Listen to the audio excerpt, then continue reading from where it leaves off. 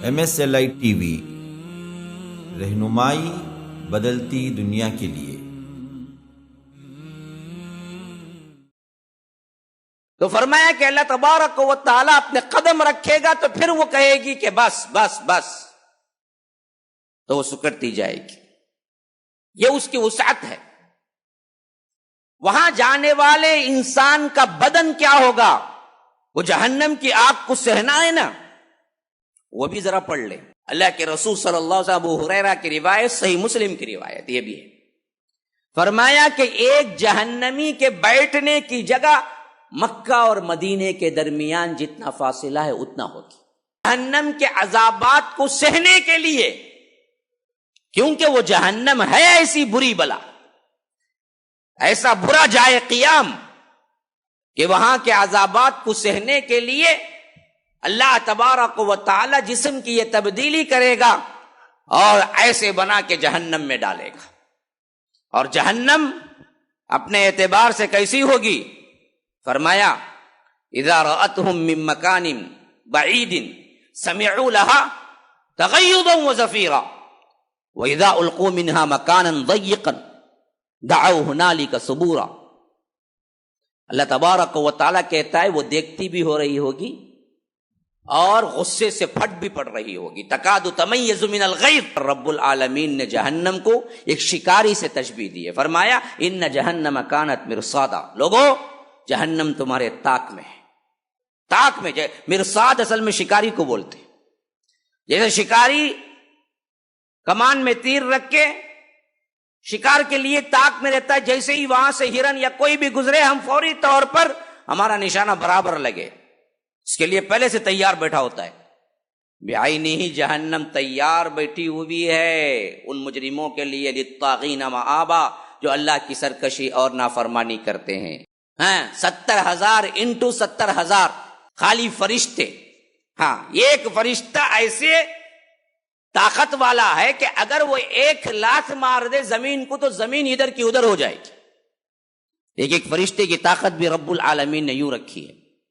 ایسے فرشتے مل کے اس کو لے آئیں گے، لا کے فٹ کریں گے۔ تو یہ جہنم ہے میرے بھائیوں، یہ جہنم ہے جو ہمارے لیے گنہگاروں کے لیے شکار میں بیٹھی ہوئی۔ اب وہاں کہا جائے گا فذوقوا فلن نزیدکم الا عذابا۔ ابن عباس کہتے ہیں کہ اس سے سخت ترین عذاب اور غصے کی آیت پورے قرآن میں نہیں۔ کیا ہے؟ فذوقوا، کہا جائے گا عذاب کا مزہ چکھو، فلن نزیدکم، اب تمہارے اوپر زیادتی ہوتی رہے گی، ہوتی رہے گی، ہوتی رہے گی، الا عذابا، کس کی؟ سوائے عذاب کے، اس کے علاوہ کچھ نہیں۔ کیا مطلب یہ ہوا کہ جیسے ہی عذاب اس کے لیے پرانا ہوگا اللہ کوئی نیا عذاب تبدیل کر دے گا۔ تو اس حیثیت سے بتا رہا ہوں، اس کا نہ دینا بھی جہنم میں جانے کا ایک بہت بڑا سبب بن جاتا ہے۔ مال بہت بڑا سبب ہے، مال بہت بڑا سبب ہے، اور خاص طور پر زکوٰۃ نہ نکالنے پر تو جہنم کی وعید قرآن میں آئی ہے۔ یوم یحمى علیہا فی نار جہنم فتقوی بہا جباہہم وجنوبہم وظہورہم ھذا ما کنزتم لانفسکم۔ کہا کہ لوگوں سنو، یہ زکوٰۃ نہیں نکالتے نا، اللہ کی راہ میں نہیں دیتے نا، تو سنو وہ زکوٰۃ نہیں نکالنے کی وجہ سے تمہارا مال کیا ہوگا؟ وہی مال کو ہم تپائیں گے جہنم میں، یہاں کے انگارہ ہوگا وہ، تو اسی انگارے سے تمہیں جہنم میں لے جا کے داغا جائے گا۔ ان الحمد للہ نحمده ونستعینه ونستغفره ونؤمن به ونتوکل علیہ ونعوذ باللہ من شرور انفسنا ومن سیئات اعمالنا من يهده الله فلا مضل له ومن يضلل فلا هادي له واشهد ان لا اله الا الله وحده لا شريك له واشهد ان محمدا عبده ورسوله اما بعد فان خير الحديث كتاب الله وخير الهدي هدي محمد صلى الله عليه وسلم وشر الأمور محدثاتها وكل محدثة بدعة وكل بدعة ضلالة وفي رواية وكل ضلالة في النار. فأعوذ بالله السميع العليم من الشيطان الرجيم من همزه ونفثه ونفخه.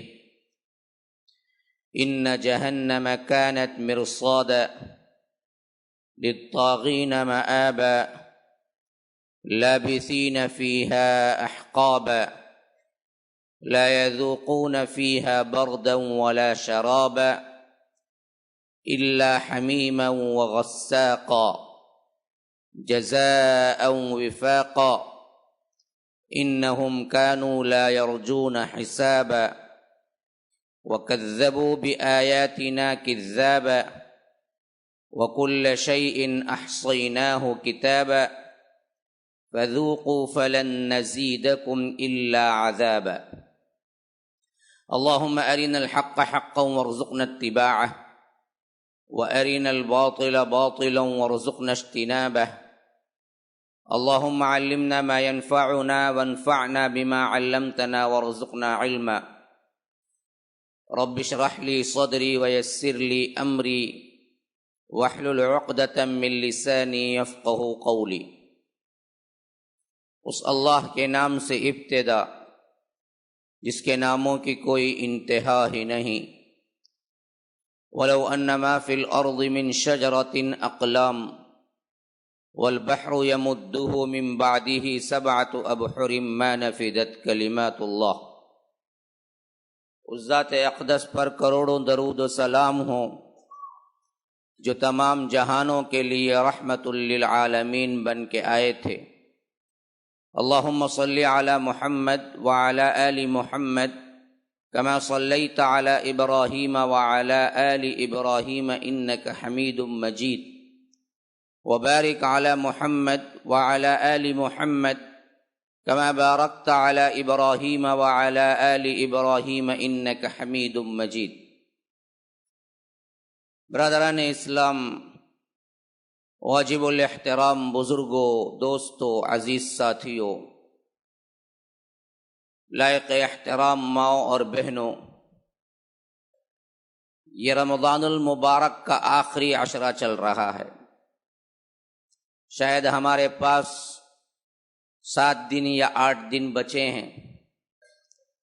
اس وقت لوگوں کے دل نرم ہوتے ہیں، اللہ کی رحمتوں کی امید میں زندگی گزارتے ہیں، اپنے آپ کو جہنم سے چھڑانے کے لیے دعائیں کرتے ہیں اور سوچتے ہیں کہ اللہ تبارک و تعالی ہمارے اعمال کو قبول کرے گا اور ہماری مغفرت فرمائے گا.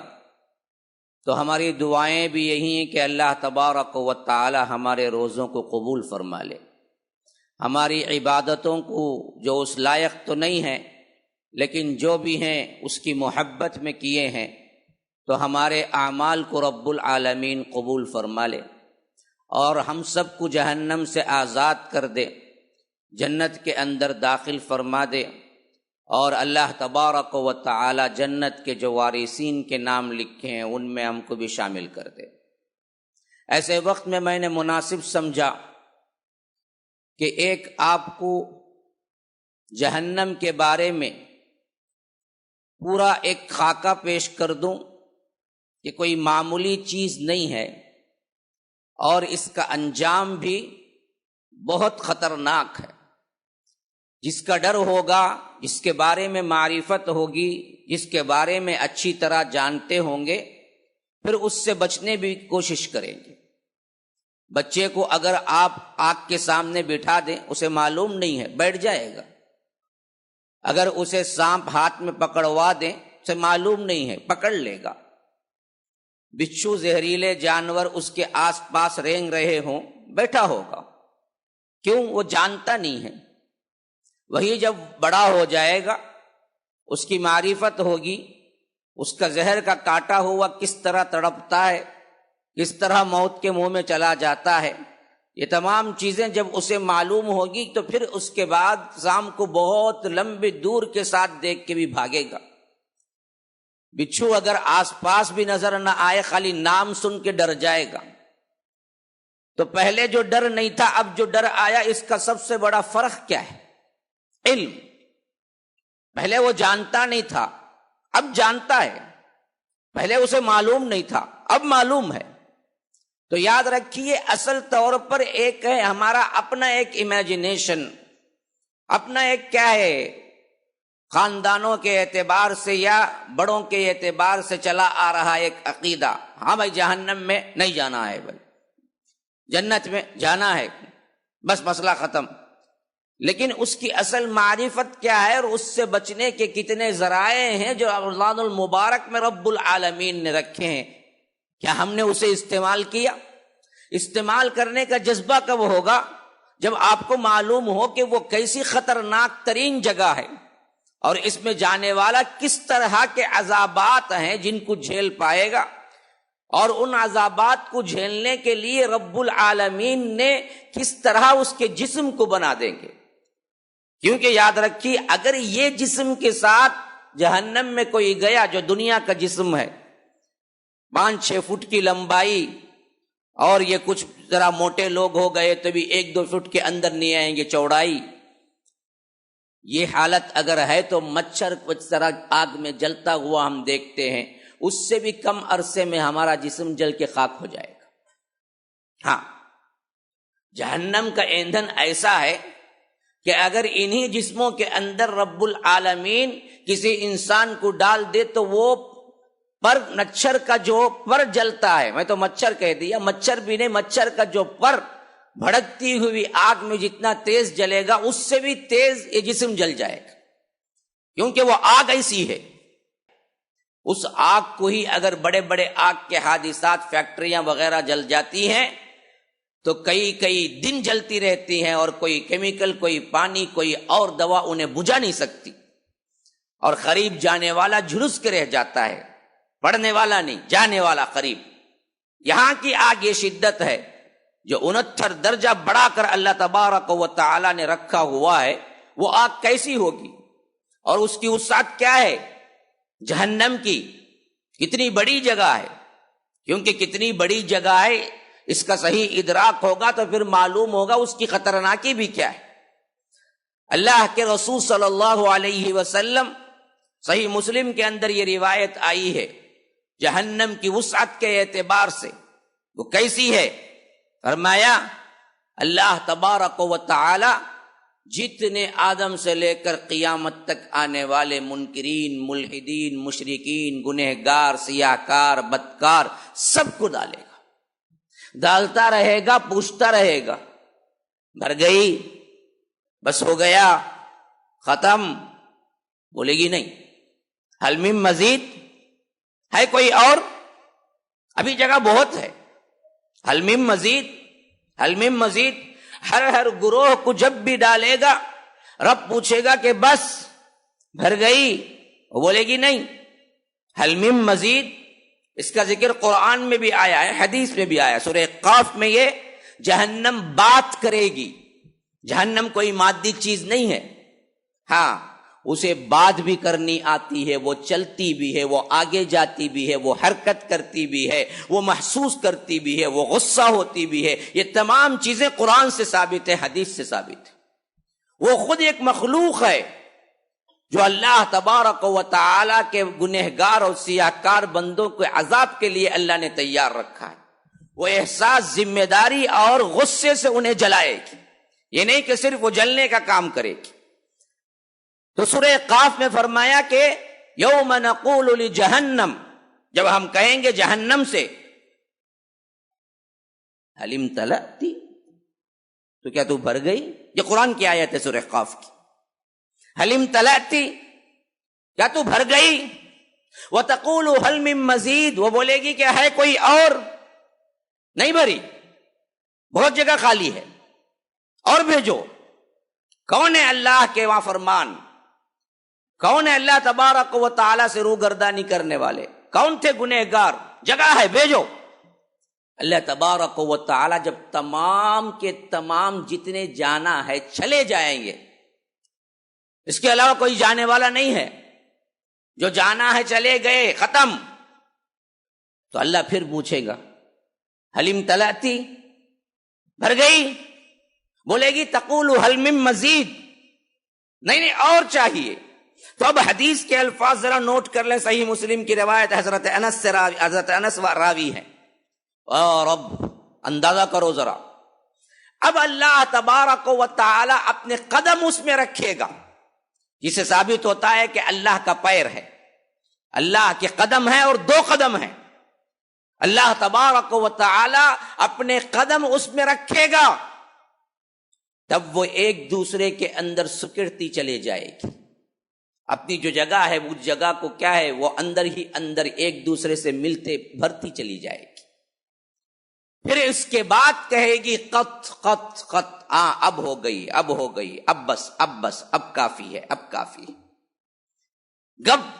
جب رب العالمین اپنے پیر اس میں رکھ دیں گے کہ کتنے ڈالوں، جتنے نافرمان ہیں ڈال دیا، کتنے ناہنجار ہیں ڈال دیا، کتنے گنہگار ہیں ڈال دیا، ابھی نہیں بھری، کیونکہ ایک دوسرے طور پر اللہ نے وعدہ کر رکھا ہے کہ جہنم کو ہم بھریں گے، ہاں اب اس وعدے کے تحت بھرنا بھی مکمل ہوگا، لَأَمْلَأَنَّ جَهَنَّمَ مِنَ الْجِنَّةِ وَالنَّاسِ أَجْمَعِينَ، جنوں اور انسانوں کو ہم ڈال کے اس جہنم کو بھر کے چھوڑیں گے، تو جہنم سے یہ وعدہ بھی ہے کہ ہم بھریں گے، اور جہنم کہتی ہے کہ بھری نہیں، اور ڈالو اور بھوک ہے، ختم نہیں ہو رہی ہے، تو رب العالمین اپنا قدم اس پہ رکھیں گے یہاں تک کہ وہ سکڑتی چلی جائے گی اور کہے گی قط قط قط، اب بھر گئی۔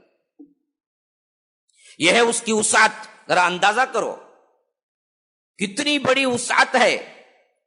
قیامت تک آنے والا ہر انسان حضرت آدم سے لے کر جتنے گنہگار ہیں ان سب کو ڈالنے کے باوجود بہت اور جگہ ہوگی جس کو رب اپنے قدم سے اس کو پورا کرے گا، لیکن یہ عذاب ہے اور اللہ عادل ہے۔ یہی معاملہ جنت کے ساتھ بھی پیش آئے گا، اسی حدیث کے اندر راوی ہے، حضرت انس روایت کرتے ہیں، جنت میں بھی جتنے لوگ جانا ہے چلے جائیں گے، حضرت آدم سے لے کر قیامت تک آنے والا ہر نیک بندہ جس کو اللہ نے جنت مقدر کر دی چلے جائیں گے۔ جنت بھر جائے گی؟ نہیں بھرے گی، اللہ پوچھے گا تو جگہ اور خالی ہے۔ اسی واسطے میں ہمیشہ کہا کرتا ہوں کہ اپنے ٹکڑوں کو لے کر، اپنے فرقوں کو لے کر یہ مت سوچئے کہ اس سے کیا ہے، ہم ہی صرف جنت جانے والے ہیں۔ اتنی چھوٹی جنت ہے، جنت کی وسعت بہت بڑی ہے۔ اللہ تعالیٰ اپنے ہر بندے کو اس کے اندر داخل کرے گا جو اس سے اطاعت میں زندگی گزارتا ہے، اسے ایک مانتا ہے، اس کی توحید پہ قائم رہتا ہے۔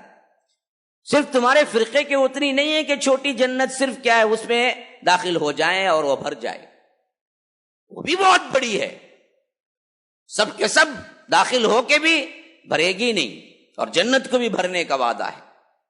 تو اللہ تبارک و تعالی ایک نئی مخلوق کو پیدا کریں گے، پھر ان کو ڈالیں گے۔ ہاں فضلاً، حدیث میں آیا ہے فضل کے ساتھ، فضلاً، یہ نئی مخلوق جنت ہی کے لیے پیدا ہوگی اور جنت میں چلی جائے گی بغیر کوئی عمل کی۔ اب یہاں انسان سوچ سکتا ہے کہ یہ تو ظلم ہوا ہمارے ساتھ، ہم کو وہ مخلوق میں پیدا کر لیتا، ہم سیدھے پیدا ہوتے جنت چلے جاتے، یہ کیا ہوا؟ یاد رکھو ایسی بات نہیں ہے، رب العالمین یہاں رتی برابر بھی ظلم نہیں کیا، کیونکہ ایک ہے عدل، ایک ہے فضل۔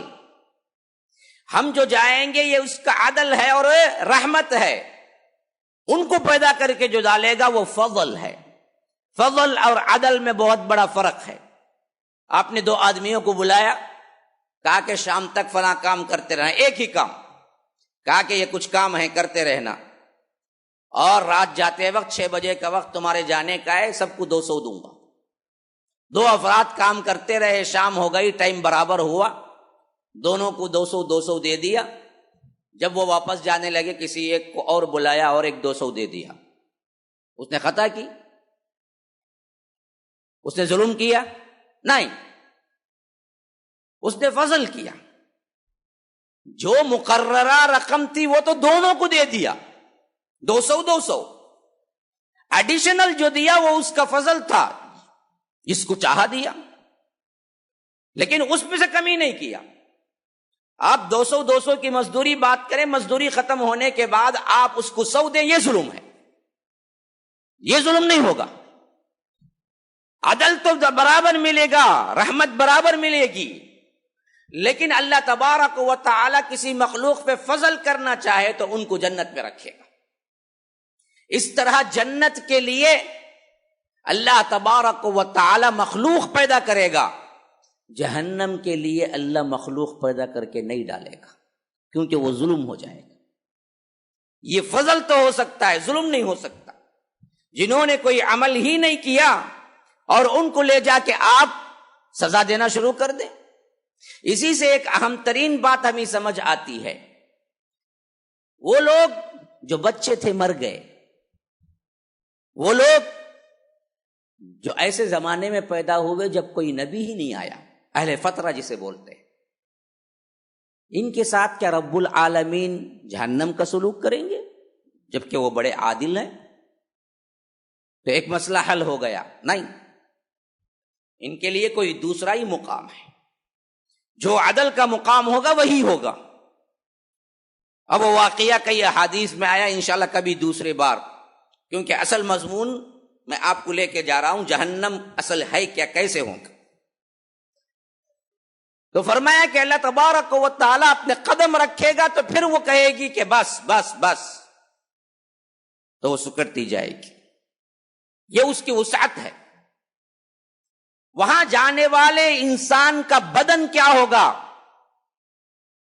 وہ جہنم کی آگ کو سہنا ہے نا، وہ بھی ذرا پڑھ لیں۔ اللہ کے رسول صلی اللہ علیہ وسلم، ابو ہریرہ کی روایت، صحیح مسلم کی روایت یہ بھی ہے، فرمایا کہ ایک جہنمی کے بیٹھنے کی جگہ مکہ اور مدینے کے درمیان جتنا فاصلہ ہے اتنا ہوگی۔ اللہ اکبر، اللہم احفظنا منہ، اللہ اکبر۔ 480 یا 450 تقریباً لگا لو کلومیٹر کا فاصلہ، جو ایک کی موٹائی کا ہوگا یا ایک کی کیا ہے جگہ بیٹھنے کی ہوگی، اتنا بڑا جسم دیں گے۔ کیوں؟ جہنم کا اتنا بڑا عذاب بھی تو سہنا ہے نا، اگر اس جسم سے جائیں گے تو پھر مچھر کے پر کی طرح جل کے راکھ ہو جائیں گے۔ تو ایک جہنمی کے بیٹھنے کی جگہ مکہ اور مدینے کے درمیان کا فاصلہ ہوگا، اور اس کی صرف جلد کی موٹائی 3 دن کی مسافت پر ختم ہوتی ہے۔ جلد کی موٹائی، جلد کی موٹائی، ہاں، جو اوپر کی جو جلد بنائے گا وہ جلد کی موٹائی کتنی لمبی ہوگی؟ 3 دن کی مسافت، 3 دن کی مسافت اگر کوئی طے کرے، جتنا فاصلہ ہوتا ہے اتنا فاصلے میں اس کی جلد کی موٹائی ہوگی خالی۔ ہاں، اسی لیے فرمایا کہ یہ جلد جلنے لگے گی، لیکن جہنم کی آگ ایسی ہوگی کہ سب جلد کو جلا کے راکھ کر دے گی۔ تو اللہ چھوڑ دے گا؟ نہیں، کہا کہ کلما نضجت جلودہم بدلناہم جلودا، جیسے ہی اس کی جلد جل کے ختم ہوگی ہم اس کے نئے سرے سے نئی جلد دے دیں گے اس کو۔ کیوں دیں گے؟ غیرہا لیذوق العذاب، تاکہ عذاب کا مزہ چکھتا رہے، ہاں، مزہ کم نہ ہو اس کا، درد کم نہ ہو اس کی، پھر نئی جلد، پھر جلتے رہو۔ جلد کی موٹائی صرف اور صرف 3 دن کی مسافت پر، جو تقریباً 60 میٹر ہوتی ہے، ہاں اگر چل کے جائے بندہ کوئی 7 میٹر کی موٹائی، 60 اتنی موٹائی، بیٹھنے کی جگہ مکہ مدینہ کے درمیان جتنا فاصلہ ہے، ایک داڑھ احد پہاڑ کے برابر ہوگا۔ یہ ایک خاکہ ہے جو احادیث کے اندر جہنمیوں کے جسم کے سلسلے میں آیا ہے۔ ایک داڑھ، ایک کتنا؟ ایک احد پہاڑ کے برابر ایک داڑھ۔ اب اس سے جسامت کا ایک اندازہ لگاؤ کہ پھر پورا معاملہ جو جہنم میں جائے گا اس شخص کے جسم کا کیا ہوگا، آپ اندازہ ہی نہیں کر سکتے۔ یہ سب ارینجمنٹ کس کے لیے؟ کس کے لیے؟ کھانا کھانے کے لیے، مزے اڑانے کے لیے نہیں، جہنم کے عذابات کو سہنے کے لیے، کیونکہ وہ جہنم ہے ایسی بری بلا، ایسا برا جائے قیام کہ وہاں کے عذابات کو سہنے کے لیے اللہ تبارک و تعالی جسم کی یہ تبدیلی کرے گا اور ایسے بنا کے جہنم میں ڈالے گا۔ اور جہنم اپنے اعتبار سے کیسی ہوگی؟ فرمایا اذا رأتهم من مکان بعید سمعوا لها تغیظا وزفیرا واذا القوا منها مکانا ضیقا دعوا هنالک ثبورا۔ اللہ تبارک و تعالیٰ کہتا ہے وہ دیکھتی بھی ہو رہی ہوگی اور غصے سے پھٹ بھی پڑ رہی ہوگی۔ تکاد تمیز من الغیظ، جب بھی کوئی لشکر، کب بھی کوئی جماعت اٹھا کے جہنم میں پھینکا جائے گا، ابھی وہ آئے گی نہیں، وہاں پر دور رہے گی، اس سے پہلے ہی جہنم کو اتنا غصہ ہوگا اللہ کے نافرمانوں پر، قریب تھا کہ وہ پھٹ پڑے گی لیکن پھٹے گی نہیں۔ تکادو، کادا یا کادو اصل میں اس لیے استعمال ہوتا ہے، وہ فعل جو ہونے کے قریب تھا ہوا نہیں۔ فرمایا کہ تکادو تمیز من الغیظ، اپنے غضب سے، اپنے غصے کی وجہ سے وہ پھٹ پڑنے والی ہوگی، ان لوگوں پر اتنا غصہ ہوگا جو اللہ کے نافرمان ہیں۔ اسی لیے میں نے وہ آیت پڑھی جہاں پر رب العالمین نے جہنم کو ایک شکاری سے تشبیہ دی ہے۔ فرمایا ان جہنم کانت مرصادا، لوگوں جہنم تمہارے طاق میں ہے۔ طاق میں، مرصاد اصل میں شکاری کو بولتے ہیں۔ جیسے شکاری کمان میں تیر رکھ کے شکار کے لیے طاق میں رہتا ہے، جیسے ہی وہاں سے ہرن یا کوئی بھی گزرے ہم فوری طور پر ہمارا نشانہ برابر لگے، اس کے لیے پہلے سے تیار بیٹھا ہوتا ہے۔ بعینہ جہنم تیار بیٹھی ہوئی ہے ان مجرموں کے لیے، للطاغین مآبا، جو اللہ کی سرکشی اور نافرمانی کرتے ہیں۔ یاد رکھو، گناہ کر کے یہ نہ سمجھو کہ چھوٹ جاؤ گے، یہ نہ سمجھو کہ رمضان کی عبادتیں تو 7 ہیں، معافیاں تو مانگ لیے، اب پھر 11 مہینے پڑے ہوئے ہیں، جو چاہے جیسے چاہے کرو، ہمیں پوچھنے والا کون ہے اس کے بعد؟ ابھی تو ہم وہی روٹین پہ آ جائیں گے جو روٹین رمضان سے پہلے تھی، جیسے چاہے زندگی گزاریں گے۔ یاد رکھو، اگر جہنم ہمارا نعوذ باللہ ثم نعوذ باللہ ٹھکانہ بنا تو پھر تو کیا اس سے بدترین ٹھکانہ کوئی نہیں۔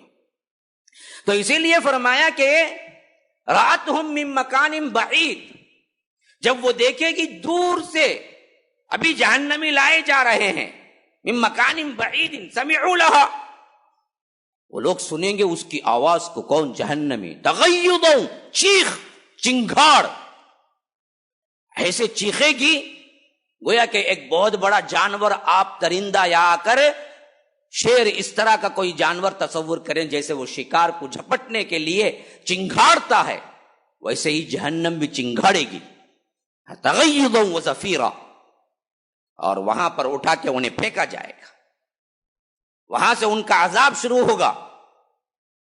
اور اسی طرح جہنم حرکت بھی کرے گی، وہ کوئی مادی چیز نہیں ہے۔ آپ حیران ہو جائیں گے، اللہ کے رسول صلی اللہ علیہ وسلم نے اس بارے میں کیا فرمایا؟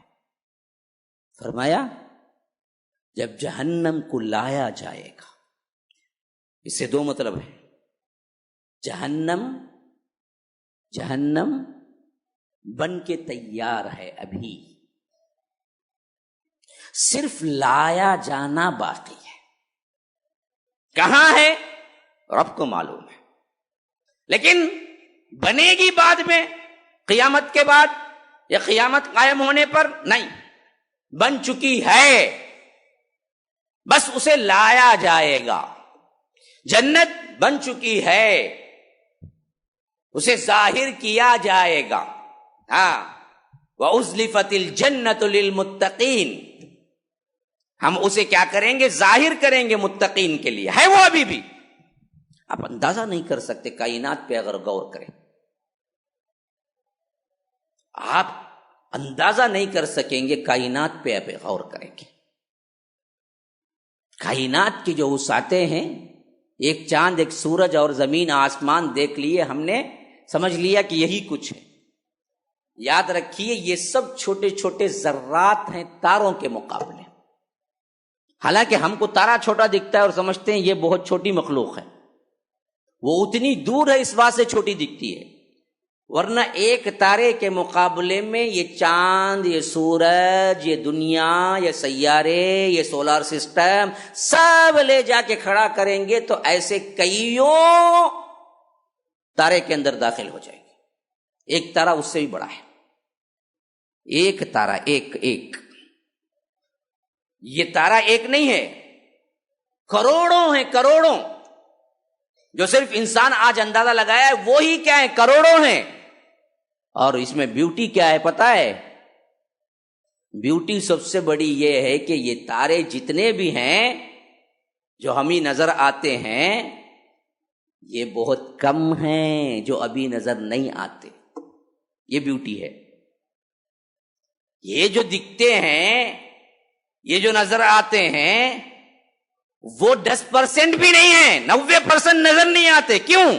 ان کی روشنی جب اللہ نے ان کو پیدا کیا تب سے ٹریول کرنا شروع ہوئی وہ زمین کی طرف.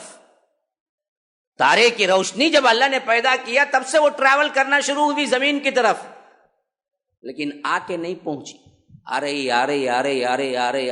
وقت لگ رہا ہے، آ رہی نہیں. حالانکہ کتنی اسپیڈ سے آ رہی وہ؟ 1,86,000 میل فی سیکنڈ کے رفتار سے آ رہی روشنی. پر سیکنڈ 1,86,000 میل وہ بھاگ رہی ہے روشنی. لیکن بھاگ کے آنے میں بھی ابھی کیا ہے؟ کروڑ سال گزر گئے، نہیں پہنچی. تو وہ کتنے دور ہے؟ اندازہ لگاؤ، سوچ. بالکل کیا یہاں کام نہیں کر رہی، کیونکہ روشنی کی جو رفتار ہے وہ 1,86,000 میل فی سیکنڈ بھاگتی ہے وہ. ایسے اسپیڈ سے جب وہ آئے گی تو سورج کا فاصلہ جو ہے نا جی 9.5 کروڑ میل، 8 منٹ میں پہنچتی ہے روشنی اس کی زمین پہ. 8 منٹ لگتے ہیں سورج کی روشنی زمین کو آنے کو. جب ہم سورج کو دیکھتے ہیں تو ہم 8 منٹ بعد دیکھتے ہیں. 8 منٹ پہلے وہ طلوع ہوتا ہے. کب؟ 9.5 کروڑ میل دور سے آنے کے لیے اسے 8 منٹ لگتے ہیں، صرف 8 منٹ. کروڑ سال ہو گئے کسی تارے کی روشنی ٹریول کر رہی، ابھی نہیں پہنچی. کیونکہ تارا اتنی دور ہے، اتنا بڑا ہے ایک تارا. تو جنت اور جہنم جن کو اللہ کے بنا کے رکھا ہے جن نے، وہ کہاں ہے آپ کو تصور کرنے کی ضرورت نہیں ہے. کیونکہ ایک تارا اتنا بڑا ہے اور وہ آپ کی دنیا میں ہے، آپ اسے جانتے ہیں پھر بھی پہنچ بھی نہیں سکتے اور امیجن نہیں کر سکتے. تو پھر اللہ کے لیے کیا بعید ہے کہ اللہ جنت کو بنائے اور جہنم کو بنائے، یہیں رکھے اور آپ کو نظر نہ آئے. تو لائی جائے گی. کیسے لائی جائے گی؟ فرمایا کہ 70,000 باغیں ہیں، 70,000 اس کے لیے باغ ہیں کھینچنے کے لیے جو اسے لا کے فٹ کریں گے، لے آئیں گے اسے. 70,000. اور ہر باغ کو، ہر ڈوری کو پکڑنے والے 70,000 فرشتے ہوں گے. یا رب کتنے فرشتے؟ 70,000 انٹو 70,000. خالی فرشتے. ایک فرشتہ ایسے طاقت والا ہے کہ اگر وہ 1,00,000 مار دے زمین کو تو زمین ادھر کی ادھر ہو جائے گی. ایک فرشتے کی طاقت بھی رب العالمین نے یوں رکھی ہے. ایسے فرشتے مل کے اس کو لے آئیں گے، لا کے فٹ کریں گے. تو یہ جہنم ہے میرے بھائیوں، یہ جہنم ہے جو ہمارے لیے گنہگاروں کے لیے شکار میں بیٹھی ہوئی. جہنم کانت مرصادا للطاغین مآبا، ہر سرکش، ہر طاغی، ہر حد سے بڑھ جانے والے کا ٹھکانہ ہے، لابثین فیہا احقابا، 100 سال پڑا رہے گا، ہاں اسی میں رہے گا۔ حقب کہتے ہیں تقریباً 100 سال کو، احقاب اس کی جمع ہے، لابثین فیہا احقابا، ہاں ایسے پڑا رہے گا، مدتوں نکلنے کا سوال ہی نہیں۔ لا یذوقون فیہا بردن ولا شرابا، نہ پینے کو پانی ملے گا، نہ وہاں کوئی ٹھنڈک، سایہ، ذرا سا گرمی سے کیا ہے بچ جائیں گے، نہیں، کوئی چیز نہیں ملے گی، کوئی آسرا نہیں ہوگا۔ بردن ولا شرابا الا حمیما وغساقا، سوائے اس کے کہ گرم گرم کھولتا ہوا پانی یا جہنمیوں کے زخموں سے نکلتی ہوئی پیپ۔ ہاں، جہنمیوں کے زخم سے نکلنے والا پیپ اور زخم سے نکلنے والا گندا خون جمع ہوگا، یہ ہے اصل میں خوراک جہنمی۔ حمیمن وغساقن جزاء وفاقا، یہ کیوں؟ ان کے کرتوتوں کا برابر بدلہ ہے۔ کیوں؟ انہم کانوا لا یرجون حسابا، یہ دراصل نہیں چاہتے تھے کہ ان کا حساب ہو، حساب سے بے پرواہ زندگی گزارتے تھے۔ وجہ کیا ہے؟ دیکھ لو، ہمارے اندر بھی یہ وجہ ہے، پھر تو ڈرنا چاہیے۔ جہنمی جہنم میں جانے کی اصل ترین وجہ یہاں پر اللہ بتا رہا ہے، انہم کانوا لا یرجون حسابا، اصل میں یہ لوگ امید ہی نہیں رکھتے تھے، ان کو یقین ہی نہیں تھا ان کا حساب ہوگا۔ ہاں، اللہ بڑا رحیم ہے بھائی، کیا ہونا کرو۔ عبد القادر جیلانی چھوڑ دیں گے کہ ان کا دامن پکڑ لیں گے، اللہ کے رسول صلی اللہ علیہ وسلم خاموش رہ جائیں گے کہ ہمیں سب امتی جی کچھ بھی کریں دے، کتنا بھی گناہ رن دے، اللہ کے رسول لے آ کے ہم کو لے کے چلے جائیں گے نا۔ یہ عقیدے ہیں پیچھے، یہی عقیدوں کی وجہ سے جہنمی جہنم کو جائیں گے۔ اللہ کہتا ہے لا یرجون حسابا، آج ہم حساب کا ادراک کر لیں گے تو کوئی گناہ ہرگز نہیں کریں گے، خاص طور پر رمضان کے بعد کبھی نہیں بدلیں گے۔ جو عبادتیں کرنے کے لیے آگے آئے رمضان میں، غیر رمضان میں جیسے ہم بدلتے ہیں کبھی نہیں بدلیں گے۔ کیوں؟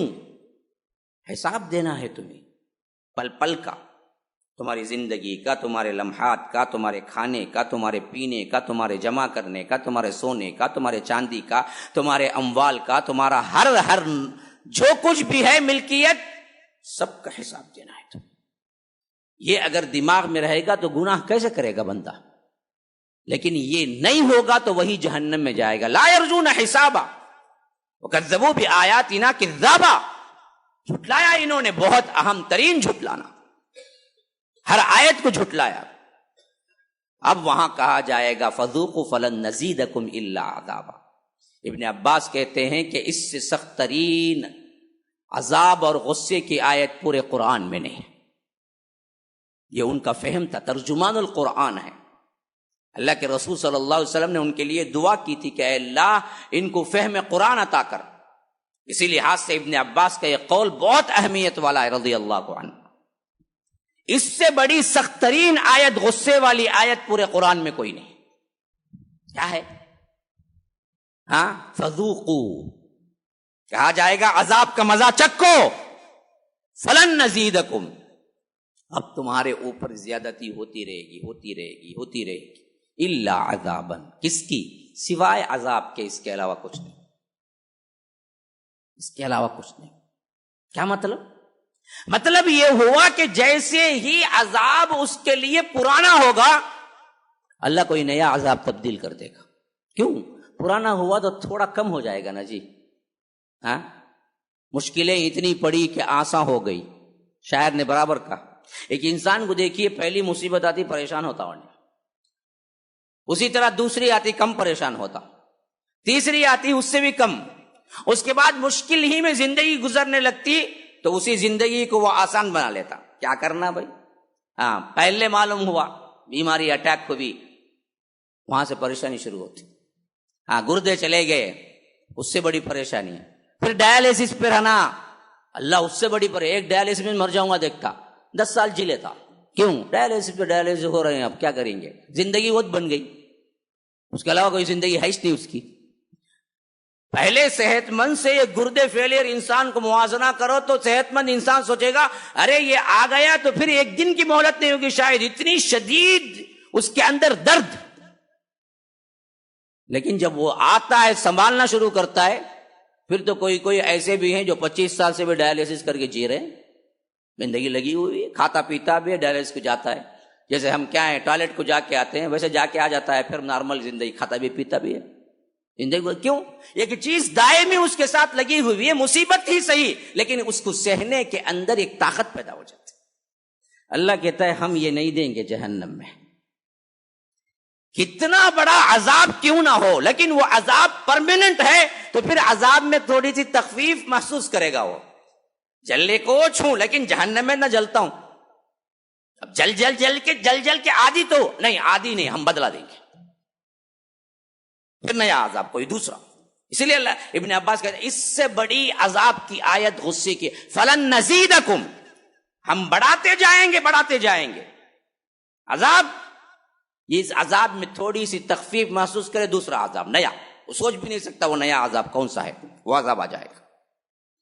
پھر دوسرے دن, پھر تیسرے دن نیا عذاب, چوتھے دن نیا عذاب, 5ویں دن نیا عذاب, ہر دن اس کے لیے نیا ہی ہوگا. وہ فلن نزیدکم الا عذابا, عذاب کی بڑھوتری کے علاوہ کچھ نہیں بڑھے گا وہاں پر. یہ جہنم ہے.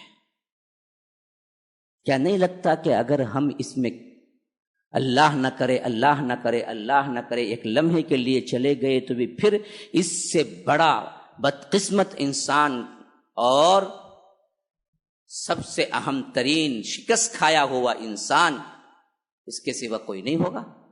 تو بچو, بچنا چاہیے. کیسے بچیں گے جی, کیسے بچیں گے؟ جو رب نے اس کو بنایا اسی رب نے بچنے کی تدبیریں بھی دی. پہلی چیز اللہ کا قرب اور اللہ کو ایک مانو, اس کے ساتھ شرک نہ کرو, بچ جاؤ گے. کوئی بھی مرحلے میں اللہ کے علاوہ کسی کو نہ پکارو, ایک نہ ایک دن بچ جائیں گے. گناہ گار بھی ہو لیکن شرک نہ کیا ہو, لیکن دائمی شرک میں مرا ہو, پھر انہ من یشرک باللہ فقد حرم اللہ علیہ الجنۃ ومأواہ النار. جو کوئی شرک کرتا ہے ہم اس کا ٹھکانہ دراصل جہنم بناتے ہیں, اس پر جنت حرام ہوتی ہے. ایک اللہ کو مانو, ایک اللہ کی عبادت کرو میرے بھائیو. دائمی جہنمی تو نہیں بن سکتے, اس سے محفوظ ہو جاؤ. زندگی میں کبھی کسی کے سامنے نہ جھکاؤ اپنے سر کو, خواہ وزیر ہو, خواہ مشیر ہو, خواہ بادشاہ ہو, خواہ جھنڈا ہو, بنڈا ہو, یا آ کر خبر ہو, پیر ہو, کوئی بھی بڑا ہو, کوئی بھی معزز ہو, کوئی بھی مفکر ہو, کوئی بھی ڈاکٹر ہو, لیکن یہ سر کو نہ جھکانا, اللہ کے ساتھ کسی کو عبادت میں شریک نہ کرنا. پھر تو لاکھوں کروڑوں تمہاری عبادتیں ہوں اور ایک شرک کی حرکت ہو, یاد رکھو پورا کا پورا فنا ہو کے رہ جائے گا, پورا عمل غارت ہو جائے گا. یہ اللہ کے رسول کو اللہ تنبیہ کرتا ہے تو ہما شما کا کیا اعتبار؟ ہم کہاں جی, اللہ کے رسول کو خطاب ہے یہاں پر. لیکن اشرکتا, تو شرک نہ کرو. جہنم کی دائمی حیثیت سے تو کیا ہو جائیں گے, بچ جائیں گے. دوسرے وہ اعمال جن کے اعتبار سے اللہ تبارک و تعالی نے فرمایا کہ جہنم ان کا ٹھکانہ ہے. ہاں, ومن یقتل مؤمنا متعمدا فجزاؤہ جہنم خالدا فیہا. جو کوئی مسلمان کو قتل کرتا ہے عمدن, اللہ تبارک و تعالی اس کو دائمی جہنم میں ڈال دیتا ہے. قتل بہت بڑا گناہ ہے, یہ کرنے والا آخر ٹھکانہ اس کا جہنم ہے, دائمی خالدن فیہا, اسی میں پڑا رہے گا. ہاں, اسی طرح نافرمانی پہ کمر بستہ رہ کر زندگی گزارنے والے ان الذین توفاہم الملائکۃ ظالمی انفسہم قالوا فیم کنتم قالوا کنا مستضعفین فی الارض قالوا الم تکن ارض اللہ واسعۃ فتہاجروا فیہا فاولئک مأواہم جہنم. جو لوگ اللہ تبارک و تعالی کی زمین بہت وسیع ہے اور اس زمین کو چھوڑ کے نہیں جاتے ہیں جہاں عبادتیں نہیں کر سکتے، ہجرت نہیں کرتے اور پڑے رہتے ہیں اللہ کی نافرمانی میں کفرستان ہی کے اندر، تو اللہ کہتا ہے جب فرشتے جان نکالنے کے لیے آتے ہیں پوچھتے ہیں فیما کنتم، کس حالت میں تھے، کیوں عمل نہیں کیا؟ کہتے ہیں کہ ہم مستضعفین تھے، ہم تو مجبور تھے، کمزور تھے، ہم کیا کرتے؟ تو اللہ آخری میں کہتا ہے کہ مأواہم جہنم، ایسے لوگوں کا ٹھکانہ جہنم ہے. دیکھو ہماری حالت بھی کہیں اس میں نہ آ جائے. ہندوستان میں ایک ایسی جگہ تو بناؤ جہاں پر آپ مکمل عمل کر سکیں اسلام کا، مل جل کے ایک اپنی کیا ہے کمیونٹی تو بناؤ، جد و جہد تو کرو اس سلسلے میں، تاکہ فرشتہ پوچھے جان نکالتے وقت کس حالت میں ہو تو کہیں کہ اے اللہ ہم تیری عبادت ہی میں لگے ہوئے تھے، تیرے دین کو پھیلانے ہی میں لگے ہوئے تھے. یہ نہ کہیں کہ ہم تو مستضعفین تھے، ہم کو لاچار تھے، ہم کیا کر سکتے تھے، سود کا نظام تھا سود کھا رہے تھے، حرام کا نظام تھا حرام کھا رہے تھے. سود کس کے دل میں کس کے گھر میں نہیں ہے آج، کس کے کھانے میں نہیں ہے سود. اس نظام کے خلاف کچھ کیا ہی نہیں، جیسے تھا ویسے ہی گزار رہے تھے. اے اللہ حتیٰ کہ ہمارے ذبیحے بھی حلال ہیں یا حرام ہے سمجھ نہیں آتا ہمیں، کیونکہ نہ کاٹنے والوں کو اللہ رسول کا نام معلوم ہے، نہ ذبح کرنے والے کو پتا ہے کہ توحید کیا ہے. ہاتھ میں اتنی بڑی کالی دوڑی ہے، اتنی بڑی لمبی موٹی تعویذ ہے، وہ ذبح کر رہا ہے اللہ اکبر، اور ہمیں بھی مزے لے لے کے کھا رہے ہیں، مرغی کھا رہے ہیں، فلاں کھا رہے ہیں. ذبح کون کیا ہے؟ مسائل بہت اہم ترین ہے. اگر میں لگا دوں آپ کو کچھ باتیں اس کے ساتھ، اس واسطے میں اس پہ کھل کے نہیں گفتگو کر رہا ہوں، عمل مشکل ہو جائے گا. میں نہیں کہہ رہا ہوں کہ ان کے ذبیحے حرام ہو گئے پورے، لیکن سوچ کو تو دیکھو، اسی نظام میں تو پلے بڑے ہیں نا جی، یہی کھاتے ہیں، یہی رہتے ہیں، اسی سانس لیتے ہیں، یہی زندگی ہے. کوشش تو کی کچھ بدلانے کی. ایسے لوگوں کا ٹھکانہ کیا ہے؟ مأواہم جہنم. اس لیے مفسرین کہتے ہیں مأوا اگر آ گیا کہیں تو اس کا مطلب ہے کہ دائمی جہنم میں رہیں گے.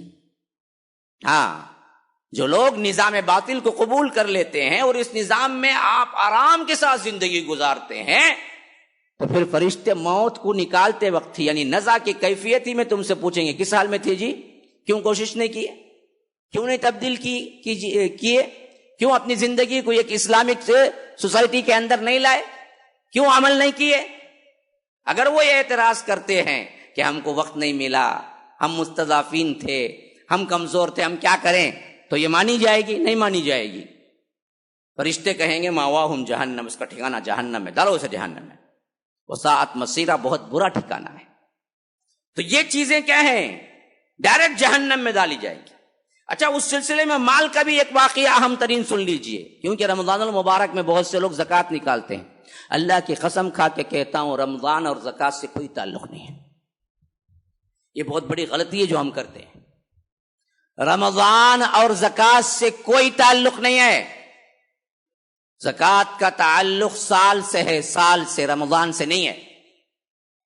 تمہاری ملکیت میں آنے کے بعد ایک سال ہو، کوئی بھی مہینہ ہو، رمضان ہو، ربیع الاول ہو، ربیع الاخر ہو، شعبان ہو، شوال ہو، جو بھی ہو اسی میں نکال دینا چاہیے. یہی صحیح طریقہ ہے. ہم نے کیا کیا، اس کو رمضان کے ساتھ فٹ کر دیا. تو اب مدارس والے، مراکز والے سب کیا کرتے ہیں، بیچاروں کو تکلیف میں ڈال دیا.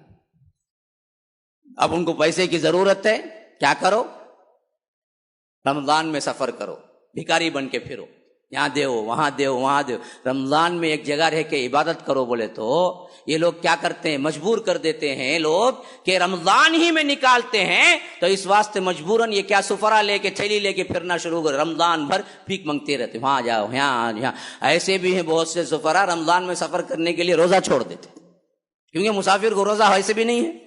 اب یہ مسافر ہیں بیچارے، کوئی لکھنؤ سے آیا، کوئی یو پی سے آیا، کوئی فلاں مدرسے سے آیا، کوئی فلاں مدرسے سے آیا. کیوں آیا جی؟ یہ لوگ رمضان کے علاوہ دیتے نہیں.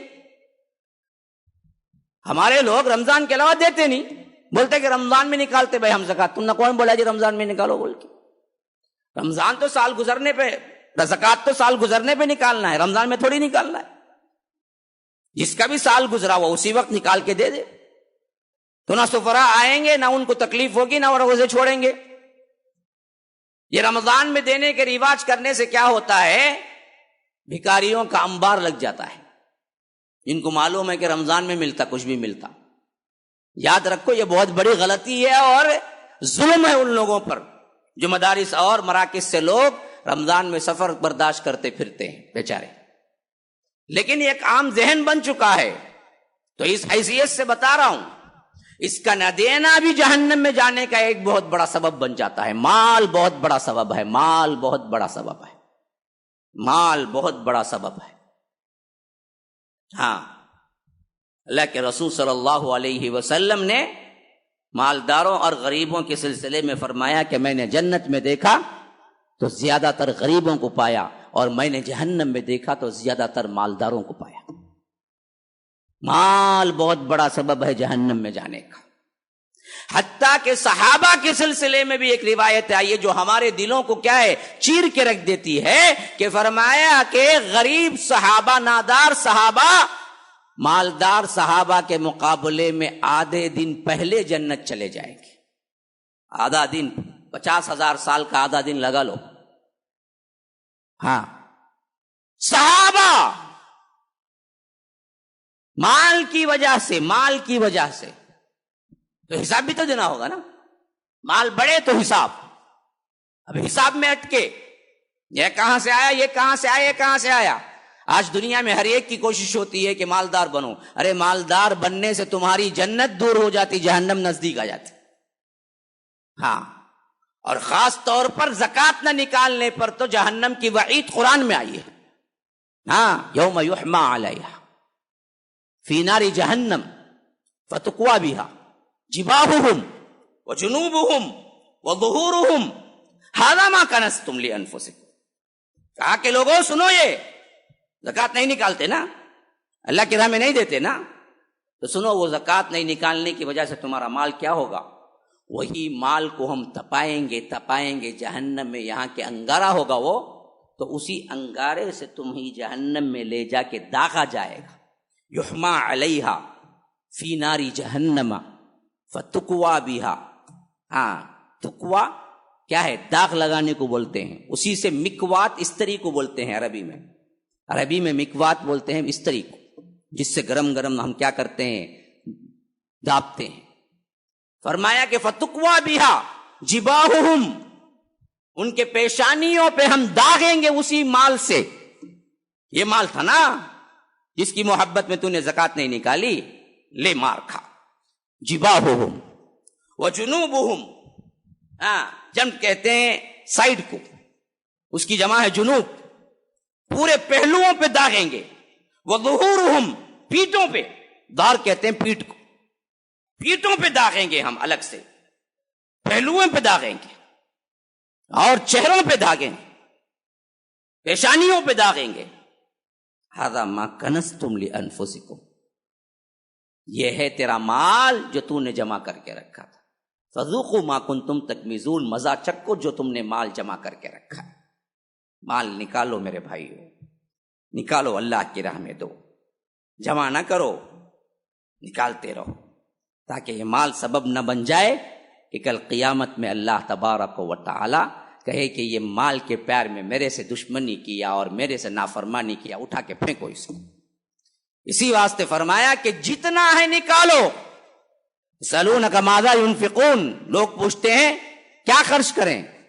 فرمایا قل العفو، جو بچے سب دے دو، جمع کے مت رکھو. جتنا ہو سکتا ہے کھا لیا، پی لیا، کچھ ضرورتیں پوری کر لی، بقیہ کیا کرو، دو. ہاں، ایک گھر ہے بس نہیں، کیا 10 گھر کا کو بناتے، ایک گھر دے دو. ہاں، ایک کار ہے بس نہیں، کیا 2 کاراں کا کو، ایک کار بیچ کے دے دو اللہ کی راہ میں. ایک ایمبولینس بنا دو. ہاں، میرے پاس 2 کار ہیں بھائی، ایک کار ایمبولینس رکھ دو، لوگوں کے لیے، مریضوں کے لیے جانے کے لیے. بڑی مشکلات ہیں، غریبوں کو ایمبولینس کا پیسہ بھرنے کے لیے پیسہ نہیں ہے. کتنے لوگ ہیں جو اپنے کاروں کا ایمبولینس بنانے تیار ہیں، حالانکہ کسی کے پاس 10 5 2 3 بیٹے کو ایک، بیوی کو ایک، الگ سے بچے کو ایک، فلاں کو ایک، 10 کاراں کھڑے ہیں، ایک کار دینے کو تیار نہیں۔ ہاں 10 زمینہ نام پوہی، ایک زمین اللہ کی راہ میں دینے کو تیار نہیں۔ ہزاروں کروڑوں مال پڑا ہے، سب چھوڑ کے جاتا ہے، مرتا ہے، کینسر میں بڈھا ہے، کھانسلے کو تبھی بھی دیتا نہیں کسی کو، حالانکہ وصیت کرنے کا موقع ہے اسے، یہ 1/3 کا جو اس کے لیے ہے، 1/3 حصہ اس کے لیے ہے، وہ چاہا تو اپنی آخرت بنا سکتا ہے اس مال سے، لیکن دیتا ہے، چھوڑ کے جاتا، ایسے ہی بٹتا وہ سب کے، حالانکہ جتنا بٹتا نا اس میں تیرا بھی حق تھا۔ یہ بانٹنے والے تجھے دعا تھوڑی کریں گے، ہاں جن پر وارثین سے بٹتا ہے انسان کا سوچ کے دیکھے، پوری زندگی کمایا اور بغیر وصیت کیے مرا، کچھ دیا بھی نہیں اللہ کی راہ میں، اپنے لیے کچھ صدقہ و خیرات جمع بھی نہیں کریا، حالانکہ آپشن تھا اسے 1/3 کا، نہیں کیا اس نے اللہ کی راہ میں، مر گیا، اولاد کو مال بٹتا ہے، کیا وہ اولاد آپ کو دعائیں دیتی ہے؟